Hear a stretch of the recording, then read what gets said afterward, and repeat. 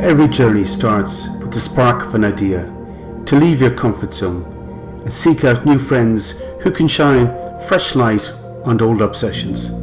This is my journey to RMS Lusitania and some great people I meet along the way. Two journeys, 107 years apart, but connections that never fade with the passing of years. Here's to Project 17.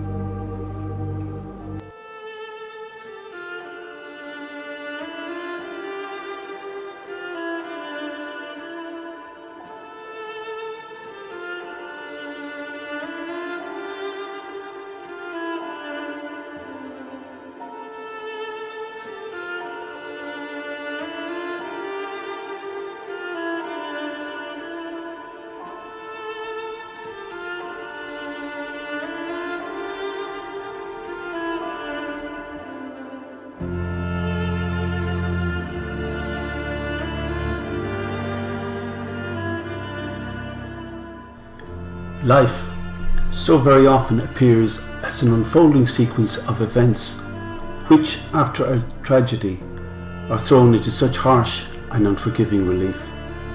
So often, and almost in a comical way, we cannot help but ask ourselves, why didn't we see that coming?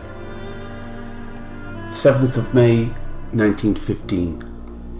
An unusually crystal clear spring day dawns off the southern Irish coast.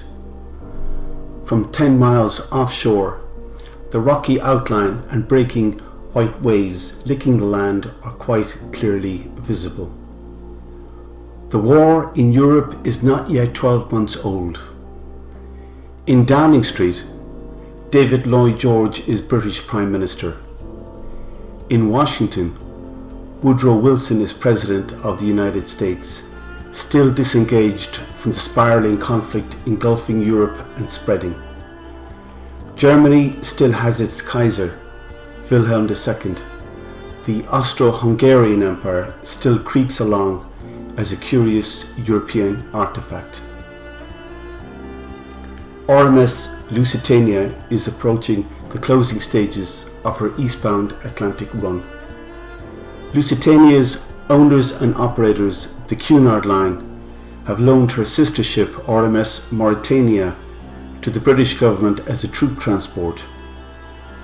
Mauritania will provide transport and logistics to support the First Lord Winston Churchill's poorly conceived and ultimately doomed Dardanelles campaign. For now, RMS Lusitania is the sole provider of high-end Cunard services on the North Atlantic. At 31,500 tons and a length of 787 feet, and powered entirely by quadruple steam turbines, she was soon to complete her 101st crossing. On board Lusitania are 1,960 known people. By the end of this fateful day, just 768 will survive. A truly grim final death toll of 1,196.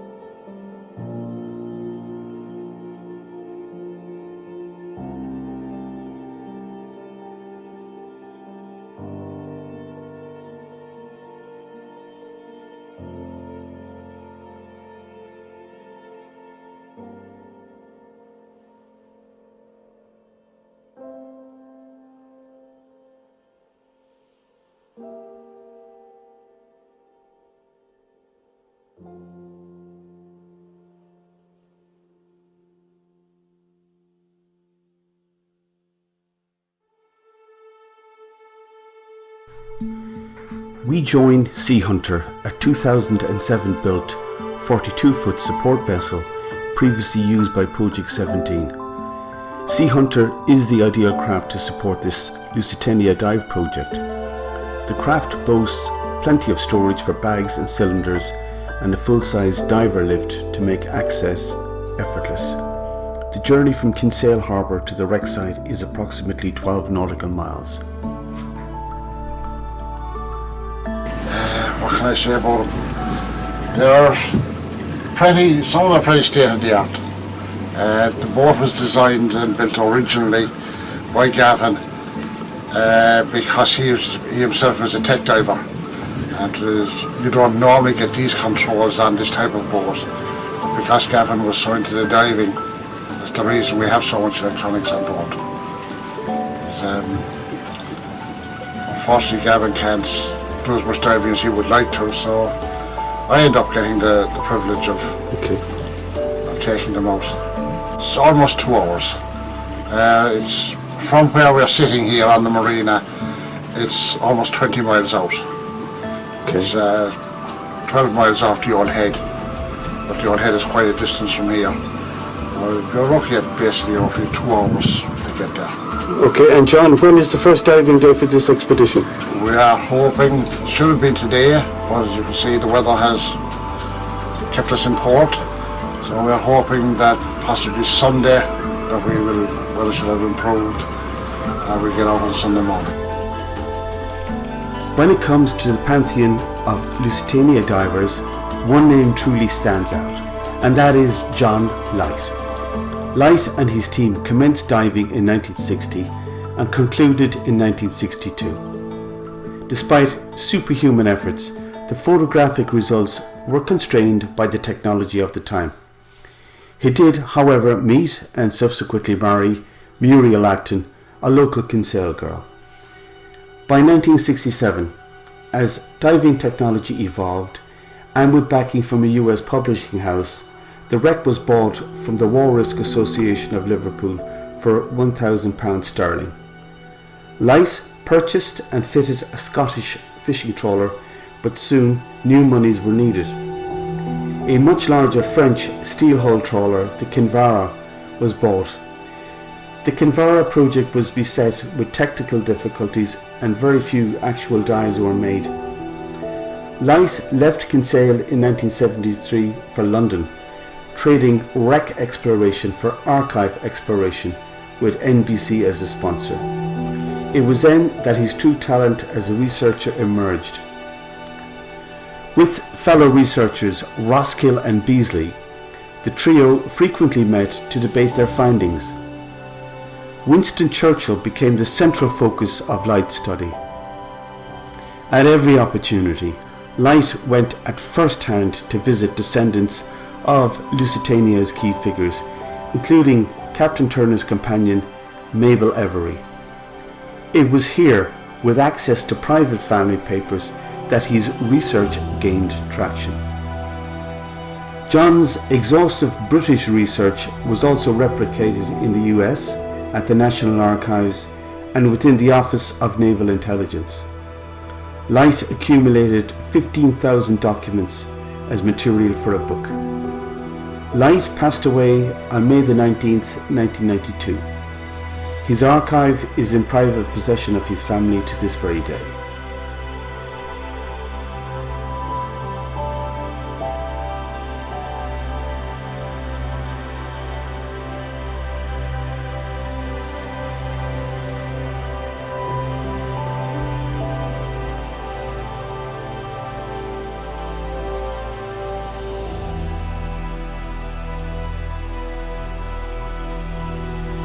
At over 300 feet and 10 miles offshore, a dive to the Lusitania is never a very easy proposition, even to the most experienced commercial divers. With visibility often clouded, strong currents emanating from the headland, and the chilling water temperatures, a time at the bottom of 25 minutes is considered productive, but still involves a 2.5-hour runtime. Every dive is quite like a manned space mission, planned and rehearsed and with clear objectives in mind.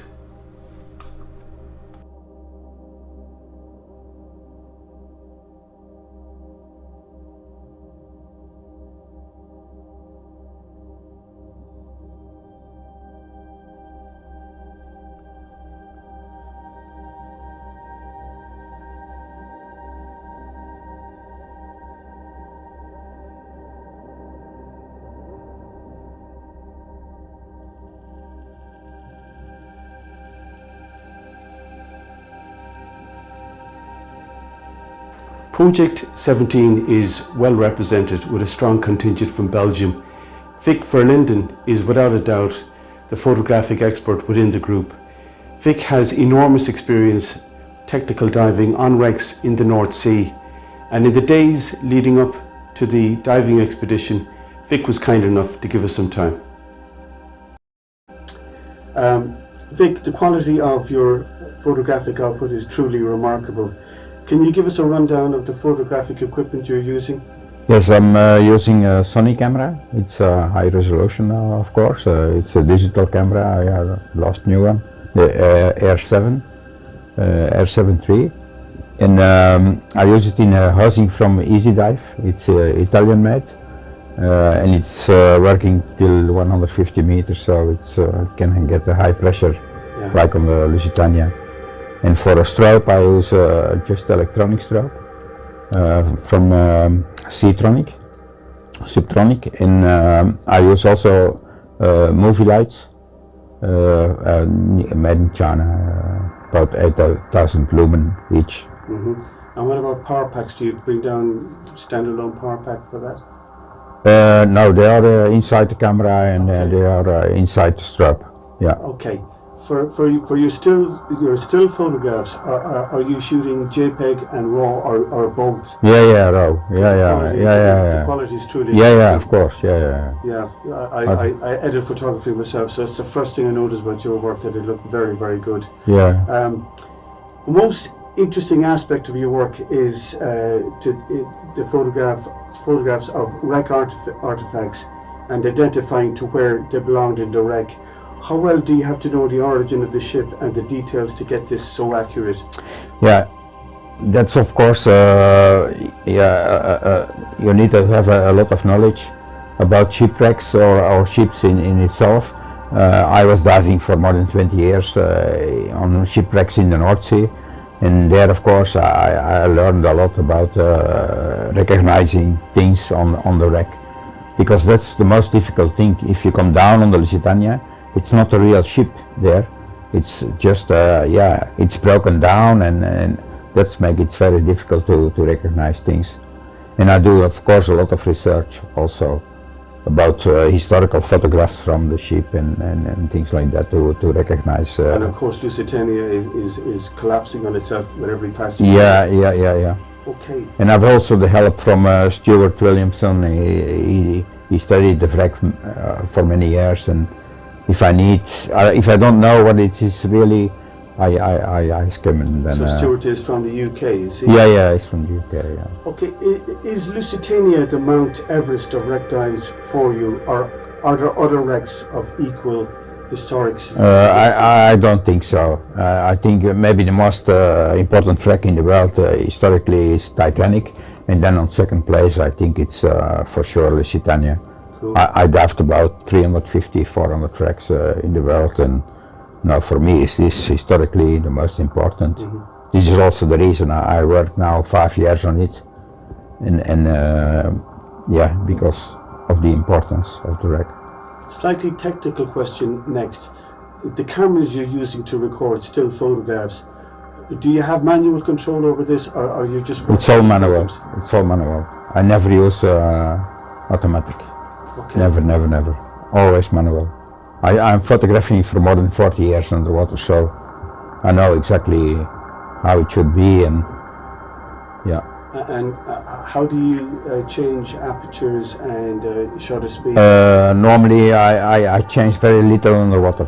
If you are on 92 meters, it's very important that you keep it simple as possible. Yeah. So you have to know exactly this is what I have to use in the numbers on the camera, because if you start to change, a camera now, it has so many settings, you will for sure be confused. Mm-hmm. And then it will be not good. Yeah, once again the quality of what you're producing in terms of stills is truly exceptional. Vic, what would this year's photographic objectives be? And by the way, the boiler photography from last year was something truly exceptional, and I gather that's something new from last year. What about this year? This year I want to go more to the bow and for example try to photograph the name of the ship. And for the rest, yeah, we will see what will happen, because it's very difficult from before to know what you're gonna photograph, because the ship is very, very big. I have already many pictures, and now we will see what will happen. I've not really a big plan. Just the name of the ship, that's what I for sure want to do. Okay, one question that I've thought about for the last couple of months, it dates back to 1982 and the salvage by Ocean Engineering, I think, Yeah. of the propellers. Now, I actually heard that they used shaped charges to blast the propeller from the ship itself. A few sources said that as a result of that, the condition of the stern deteriorated very rapidly. Is that true? Of course, not only the stern, but also other parts of the ship, you know. The whole hull is also collapsing on different parts, but also like the stern, yeah. But it's not, maybe not from the blasting of it's just, yeah, the ship. With years, it will change all the time. Yeah. Okay, very good. Vic, we're aware that you have a book in the works. Can you tell us something about the book? How can we buy it, and when is it out? Yeah, it will come out. It will be printed in October, and it will come out in November, beginning of November. I have now the first print. I collected it 2 days ago or something. Yeah, it was a proof print.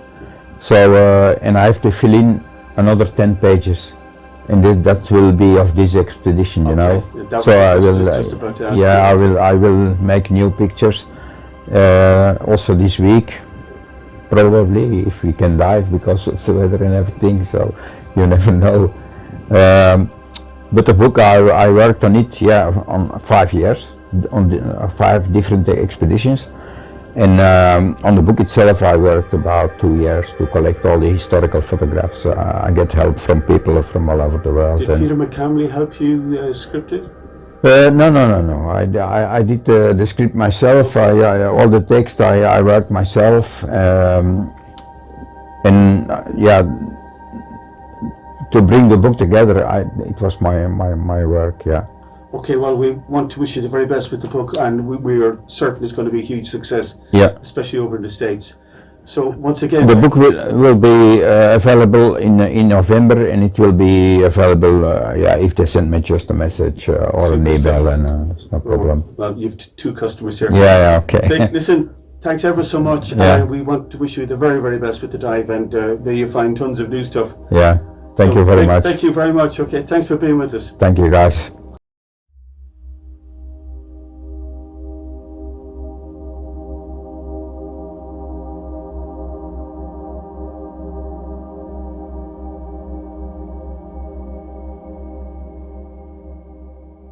Stu Williamson hails from Rolls-Royce country, that is Derby in the United Kingdom. Stu has a vast knowledge of interior and exterior details of RMS Lusitania, and in many ways is the perfect counterfoil to Vic Verlinden's photographic skills. We caught up with Stu in the days leading up to the expedition. First of all, Stu, thanks a million for being with us today. We know you're wrecked after a very long journey across the Irish Sea. So no problem. We keep everything brief and nothing too difficult, okay? Yep. So what we're going to kick off with is just to ask you, why the particular focus, in your case, on Lusitania as opposed to other wrecks? Well, I think my interest began back in 1982 when Oceaneering did their dives, and as I can't think how old I was in 1982, but as a youngster in 1982, there was a series of Newsnight documentaries on the BBC, and I watched all of those, and I was just absolutely fascinated by the footage of the wreck, and ever since then I've just wanted to find out more. Super stuff, yeah. And that's where my interest initially came from. Terrific. We hear rumours about a massive personal memorabilia collection that you have. Can you tell us a little bit about this, and is there a website that people can take a look at your stuff? Yeah, I've got quite a collection of Lusitania stuff, including the 12 foot of one of the steam waste pipes from the second funnel. I've got various, because I was interested in the oceaneering salvage operations. A lot of the stuff I've collected is from those salvage operations. So, you know, watch cases that were brought up at the time, Kitchener silver spoons. I've got a suspender belt clip. They found a huge box inside the wreck which they thought was full of something valuable. Brought it out of the wreck, brought it up, and it was full of suspender belt clips. Well, somebody's got to wear them. Where, in general, do you get your information sources from? Wherever I can. From the divers are a huge source of information because of the footage they take on the wreck. Every time they film stuff on the wreck, I learn more about the ship. You know, and obviously from historical references that I've been sort of collecting for years. So fantastic, yeah. And with Project 17, when did your involvement with Project 17 start up?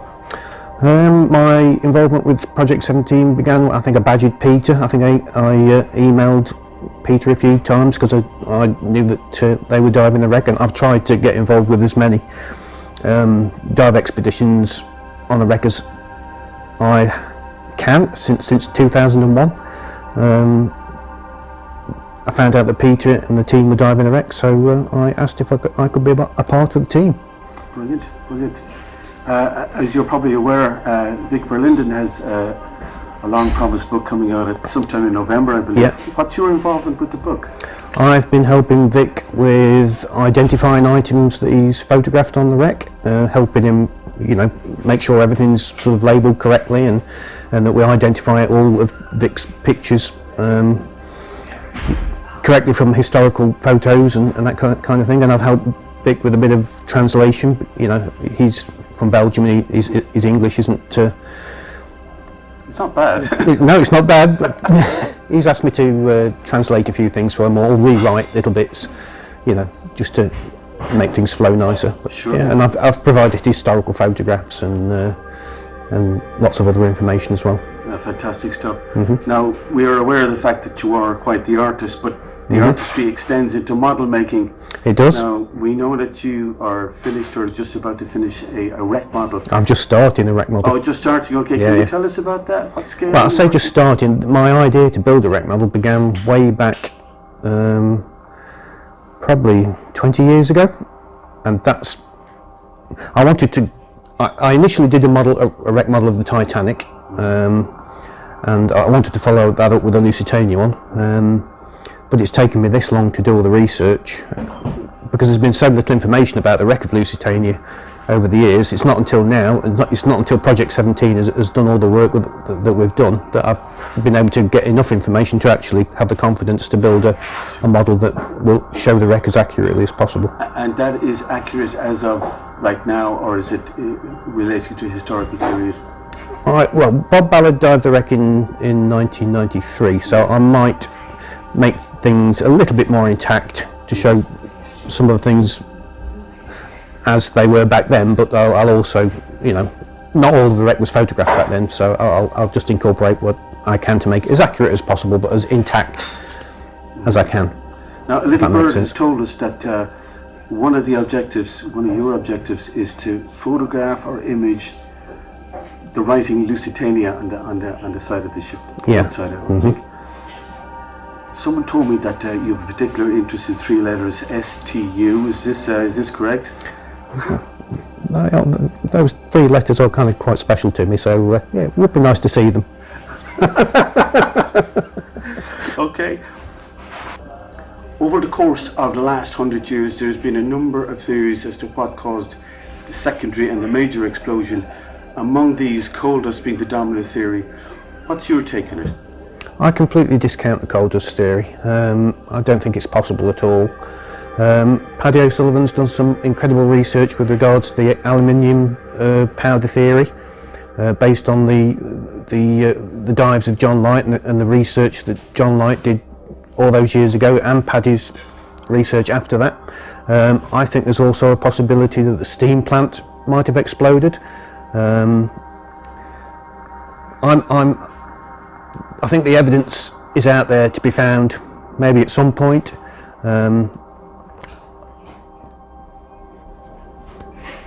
I think only a few more research, more dives will eventually, hopefully, find out what the true answer is. But I don't think coal dust has anything to do with the sinking of Lusitania.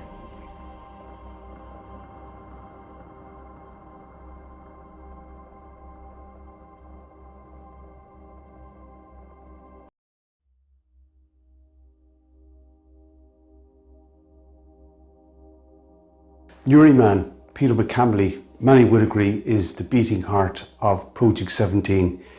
Peter has vast technical diving experience behind him, and we caught up with Peter in the days leading up to the expedition. Peter, thanks very much for coming along here, giving us your time and letting us talk about one of our favourite subjects, which is Lusitania. It's our pleasure. First question I want to bounce over to you is exactly how challenging is a 300-foot dive, and typically what's the run time? Diving a 300-foot dive is basically all about having the right people, doing the right job at the right time, and it's a team. No one person can put this all together, not for as long as what we're doing it. Perfect. For this expedition, is the team using trimix or closed cycle systems? Since we come down here 6 years ago, we've been using closed circuit rebreathers, Inspirations, Revos, ACCR, a full range of machines, and obviously using trimix, and that's what we have been using. Perfect.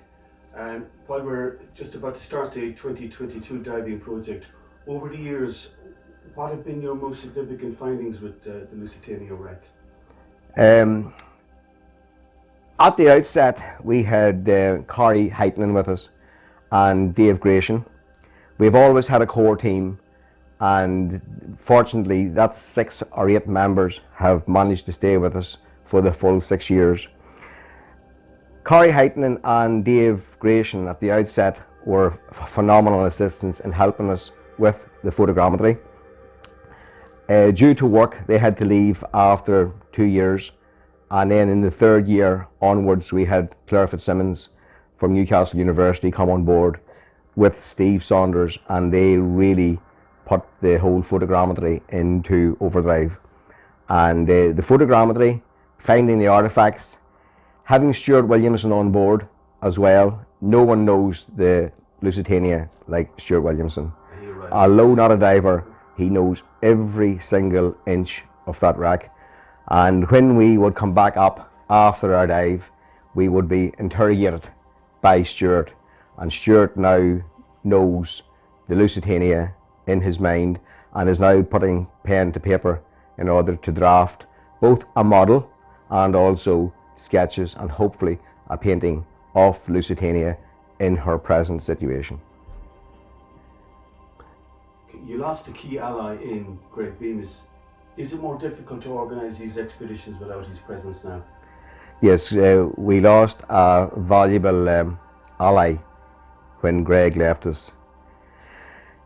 He was passionate beyond belief. His passion, dedication, focused determination was infectious.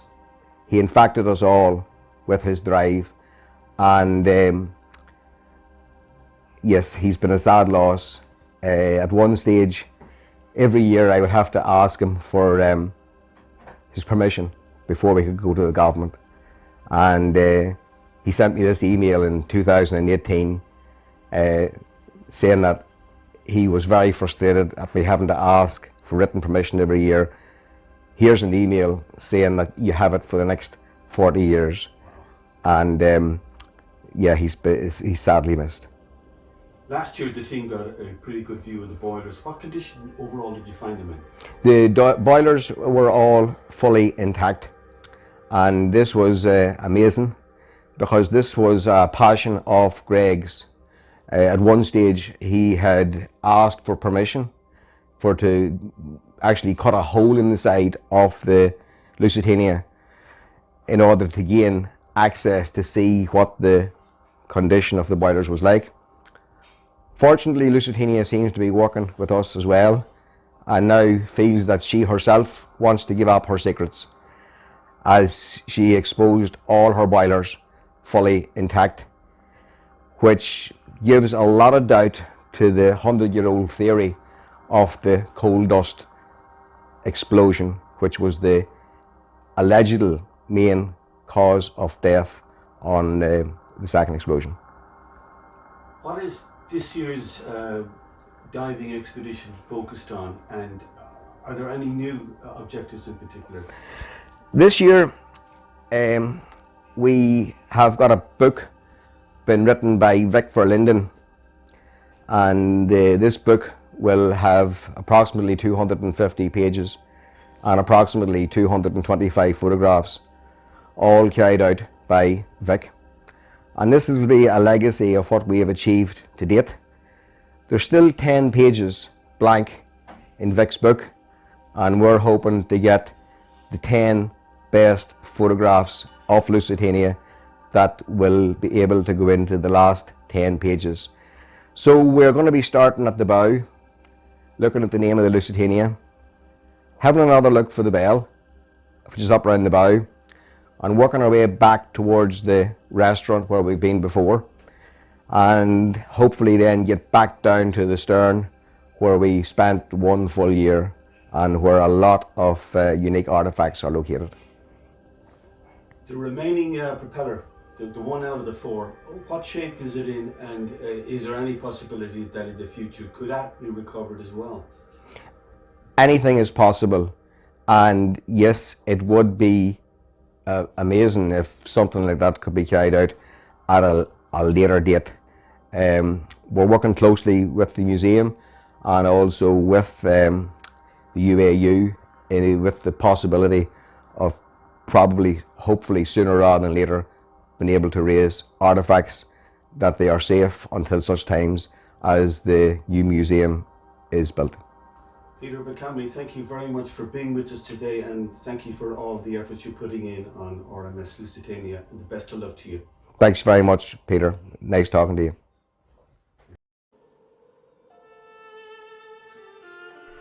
It has been 107 years since the loss of RMS Lusitania.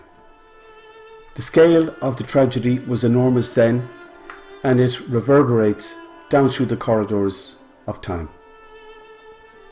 My father once told me that the first casualty in any major conflict is the truth. This maxim holds true today as we witness a dangerous and escalating conflict in Eastern Europe with its parallel disinformation wars. In researching this documentary, at its earliest stages, one image drew me from the macro to the micro aspect of the tragedy. The photograph was one of several, probably snapped by press photographers in the courtyard of the Cunard building in Queenstown. The photograph depicted an infant laid out in the coffin awaiting burial. For me, this one photograph spoke as loudly on the futility of conflict as do the battlefields of Ypres, Passchendaele, Verdun and the Somme. Would the loss of life have been far less had there not been a secondary and major explosion? Who knows, maybe. To this day, debate on this subject continues and will continue into the future. Coal dust, boiler explosion or munitions explosion, each explanation has its own followers. In closing my journey to RMS Lusitania, I take away facts I had been previously unaware of, but more importantly, the kindness and generosity of a new group of friends, Project 17. In closing, and in speaking to Peter McCamley, one phrase kept coming up over and over again, and I paraphrase, and that was, all we are is just the interfacing and the interactions in the past with other people. I think this is absolutely true. For indeed, to do this project, I have stood on the shoulders of giants.